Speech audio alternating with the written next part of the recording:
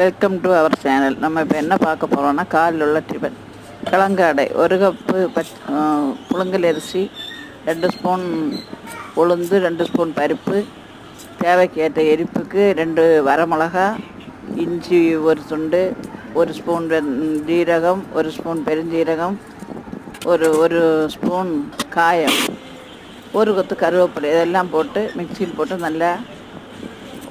நல்ல மை போல் அரைச்சாலும் நல்லா தான் இருக்கும். சின்ன பிள்ளைகளுக்கு கொடுக்குற மாதிரி இருந்தால் மை போல் அரைங்க.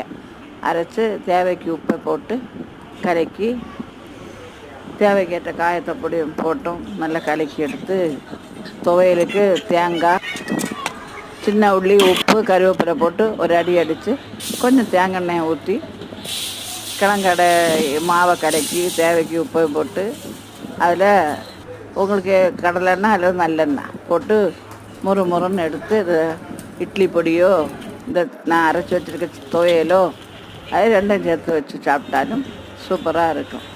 கிழங்கு தின்னாதவங்க கூட இதை அடையை வச்சு கிழங்கு சாப்பிடலாம். நீங்கள் இதை பார்த்து சப்ஸ்கிரைப் பண்ணுங்கள், லைக் பண்ணுங்கள், கமெண்ட் பண்ணுங்கள். வணக்கம்.